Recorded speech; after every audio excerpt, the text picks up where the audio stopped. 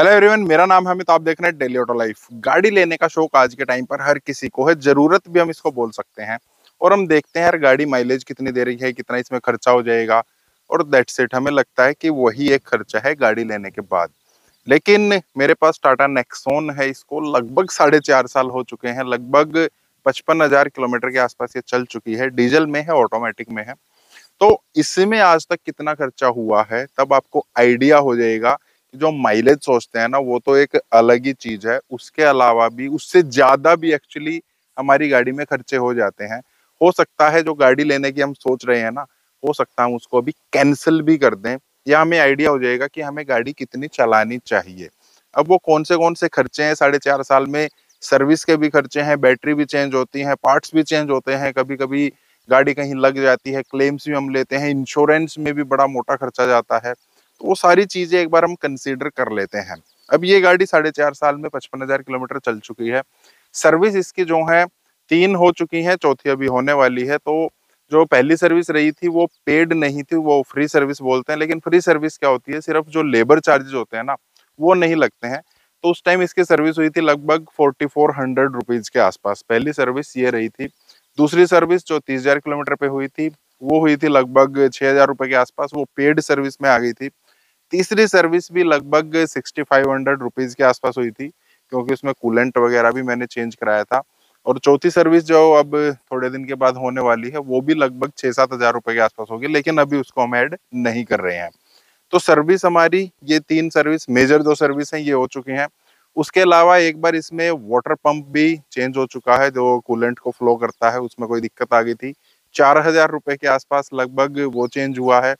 Wipers इसमें 2 बार मैं change कर चुका हूँ, लगभग 600 रुपए के एक बार चेंज होते हैं। 1,200 रुपए वो भी हो चुके हैं। फिर ज्यादातर वॉशिंग इसकी मैं घर पे ही कर लेता हूँ, मेरे पास प्रेशर पंप है। लेकिन फिर भी लगभग 10 से 12 बार बाहर भी इसकी जो है वॉशिंग मैंने कराई है। तो अप्रोक्सीमेट 2 से 3 हजार रुपए हम उसके भी पकड़ के चल सकते हैं।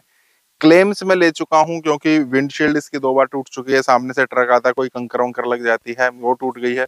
एक बार पीछे इस पे थोड़ी सी गाड़ी लग गई थी अभी रिसेंटली।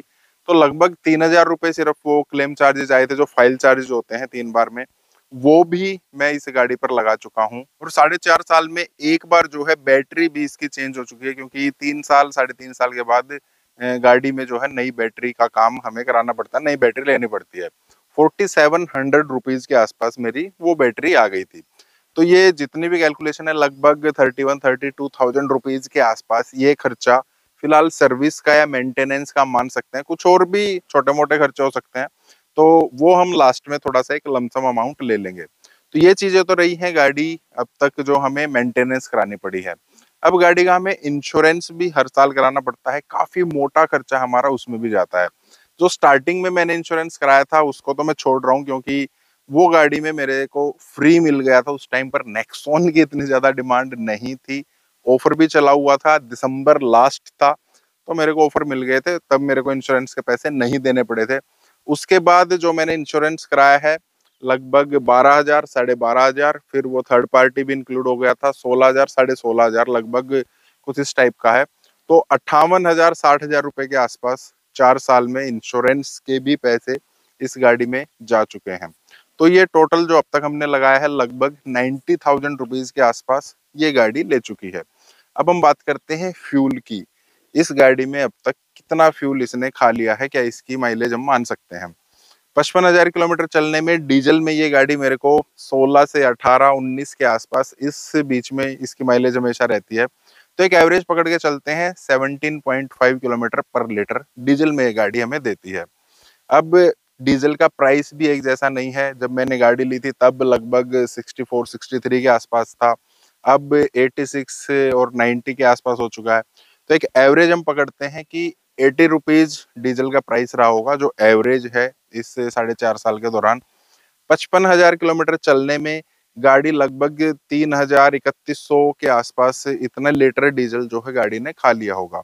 और अगर इसको हम कैलकुलेट करते हैं, 80 से मल्टीप्लाई करते हैं, तो लगभग 2.5 लाख रुपए के आसपास इस गाड़ी ने आज तक जो है डीजल या फ्यूल कंजप्शन इस गाड़ी की हो चुकी है। तो 90,000 जो पहले था वो वाला, और 2.5 लाख रुपए लगभग ही है। तो 3,40,000 रुपए इस गाड़ी में 4.5 साल में खर्चा अब तक हो चुका है, और भी है, अभी रुकिए वो भी बता रहा हूँ मैं। तो 10,000 रुपये हम और एक्स्ट्रा लगा सकते हैं। कभी टायर पंचर हो गया है, कभी कुछ छोटी मोटी एसेसरीज वगैरह भी हम खरीद लेते हैं, कभी बाहर घूमने जाते हैं, टोल वगैरह भी लगते हैं, अब उनको भी तो हम फ्यूल में इंक्लूड करेंगे ना। तो लगभग 3.5 लाख रुपए जो है वो ये गाड़ी ले चुकी है। 55,000 किलोमीटर चली है, तो लगभग 6.25 रुपए पर किलोमीटर का खर्चा जो है इस गाड़ी में आ गया है। इतना ही हम मान सकते हैं। वैसे तो हम अगर फ्यूल का खर्चा मानेंगे तो थोड़ा और कम हम मानते हैं, लेकिन ये हम एक लमसम अमाउंट ले लेते हैं। 6.25 रुपए या 6.5 रुपए पर किलोमीटर का खर्चा गाड़ी में आ गया है। अच्छा लग रहा है अब तक? हाँ यार ठीक है, ऐसे तो कोई दिक्कत नहीं है। हम बाहर से अगर कोई कैब वगैरह करते हैं वो तो इससे ज्यादा ही लेती है, फिर अपने पास गाड़ी खड़ी है, किसी भी टाइम लेकर जाओ, कोई टेंशन नहीं है, बहुत सारी चीजें हैं, अच्छा है। लेकिन एक और मोटा खर्चा है, वो कौन सा है वो भी आप सुनिए, तब आपको आइडिया होगा यार वाकई गाड़ी लेना कोई इतनी आसान चीज नहीं है। अब ये गाड़ी जब मैंने स्टार्टिंग में ली थी तो ये मेरे को ऑन रोड 11.5 लाख रुपए में मिल गई थी। आज इसको 4.5 साल हो चुके हैं। अब इसकी वैल्यू क्या है, क्योंकि 4.5 साल में वो भी तो डेप्रिशिएट हुई है ना। आज अगर इस गाड़ी को मैं सेल करता हूँ तो 11.5 लाख रुपए में तो नहीं जाएगी, पैसे कम होकर ही जाएगी। इंश्योरेंस में अगर बात करें, आज अगर ये गाड़ी टोटल लॉस में चली जाती है तो बड़ा मोटा ही नुकसान हो जाएगा। सिर्फ 5 लाख या 5.5 लाख रुपए के आसपास, 5.5 भी नहीं, 5 लाख रुपए के आसपास इंश्योरेंस कंपनी मुझे दे देगी और छुट्टी। मतलब 6.5 लाख का नुकसान 4.5 साल में मुझे हो जाएगा, अगर आज इस गाड़ी में टोटल लॉस में चली जाती है। चलो टोटल लॉस में नहीं जाती है, मैं सेल करना चाहता हूँ। आज के टाइम पर ये गाड़ी लगभग 6.5 लाख रुपए के आसपास बिक जाएगी, जिससे जैसी इसकी कंडीशन में रख रहा हूँ। अच्छी कंडीशन है, कोई दिक्कत नहीं है, लेकिन आज के टाइम पे इसकी वैल्यू यही है। तो भी 5 लाख रुपए का नुकसान मुझे स्टिल है। तो 3.5 लाख रुपए तो वो गए थे और 5 लाख रुपए लगभग ये चले गए हैं, तो 8.5 लाख रुपए आपको 4.5 साल में इस गाड़ी ने मेरे से ले लिए हैं, अगर आज मैं इसको सेल करता हूँ। अब जो वो 6.25 रुपए 6.5 रुपए पर किलोमीटर का खर्चा मान रहे थे ना, ये लगभग 20 रुपए पर किलोमीटर के आसपास ये खर्चा चला गया है। हो गया ना काफी ज्यादा। अगर आप गाड़ी इससे कम चलाते हैं तो ये खर्चा और ज्यादा बढ़ता चला जाएगा, क्योंकि गाड़ी चलाने में ना फ्यूल जो है वो सबसे कम लगता है। बाकी जो खर्चे हैं, गाड़ी की जो वैल्यू टूटती है, जो इंश्योरेंस है, वो उसमें वैल्यू ज्यादा ऐड करते हैं। वो चीजें यूं की यूं खड़ी रहेंगी, सिर्फ आपका फ्यूल का खर्चा कम रहेगा। तो अगर आप गाड़ी कम चलाते हैं तो आपको और भी ज्यादा सोच लेना चाहिए कि आपकी गाड़ी आपको और भी ज्यादा खर्चा मांगेगी। लेकिन हम ये मानते हैं कि अभी मैं इसको सेल नहीं कर रहा हूँ, मैं तो 10 साल के बाद करूंगा हो सकता है, क्योंकि डीजल गाड़ी है, 10 साल तो मैं चलाऊंगा ही, कहीं और सेल कर दूंगा। अगर मुझे और जल्दी बेचनी है तो मुझे नुकसान और ज्यादा होगा, और थोड़ा लेट में चलाऊंगा तो नुकसान मुझे थोड़ा और कम होगा, लेकिन होगा जरूर।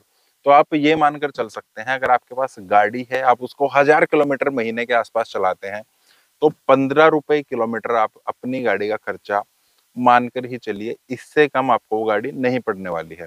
और उस 1,000 किलोमीटर में कितना हम प्रोडक्टिव चला रहे हैं, कितना अनप्रोडक्टिव चला रहे हैं, क्योंकि 55,000 किलोमीटर जो ये गाड़ी चले ना, इसमें अप्रोक्सीमेट 20,000 किलोमीटर तो अनप्रोडक्टिव ही चली होगी। घर में गाड़ी है, कहीं जाना है, हम पब्लिक ट्रांसपोर्ट से जा सकते हैं, लेकिन गाड़ी उठाकर चल लेते हैं क्योंकि घर में अवेलेबल है। इस वजह से गाड़ी बहुत बार चलती है, प्रोडक्टिविटी में बहुत कम चलती है, बहुत कम नहीं कह सकते, कम चलती है। लेकिन उस चीज में जहां पर हम पब्लिक ट्रांसपोर्ट यूज कर सकते हैं, वहां पर हम फिर भी गाड़ी को उठाकर चलते हैं और वो खर्चे बढ़ते चले जाते हैं। उसी वजह से हम गाड़ी लेते हैं। अगर आपने गाड़ी ले ली है फिर तो आप उसको चलाइए, तभी वो आपको पैसे वसूल कराएगी। अगर आपने गाड़ी नहीं ली है, प्लानिंग कर रहे हैं, आप देखिए कि आप 1,000 किलोमीटर तो एटलीस्ट चलाएंगे ही महीने में, उससे कम चला रहे हैं तो मैं आपको बोलूंगा आप अवॉइड कर सकते हैं। अगर आपके पास पब्लिक ट्रांसपोर्ट है, आप जा सकते हैं आसानी से, थोड़ी बहुत तकलीफ लेकर आप जा सकते हैं, तो आप पब्लिक ट्रांसपोर्ट ही यूज कीजिए। लेकिन आप कहीं रिमोट एरिया में रहते हैं, दूर रहते हैं, किसी गांव के एरिया में रहते हैं, तो आप फिर गाड़ी लीजिए। फिर आपको ये नहीं देखना है कि यार मतलब इतना ज्यादा है, फिर आपकी सहूलियत अच्छी है। आप सिटी में रहते हैं तो आप गाड़ी अवॉइड कर सकते हैं, अगर आपकी गाड़ी कम चलती है तो। बाकी आपके पास कौन सी गाड़ी है, थोड़ा सा आप कैलकुलेट करके आप भी बता दीजिए कितने रुपए किलोमीटर आपकी गाड़ी पड़ रही है, सारा सब कुछ देख के हमें भी आइडिया हो जाए यार कौन सी गाड़ी क्या कुछ जो है मतलब चलाने का खर्चा पर किलोमीटर का निकल कर आ रहा है। बाकी कैसी लगी आपकी वीडियो आप बताइएगा जरूर। इस टाइप की और वीडियोस के लिए आपको इस वीडियो को लाइक करना, चैनल को सब्सक्राइब करना। मिलता है next video. Thank you, bye bye.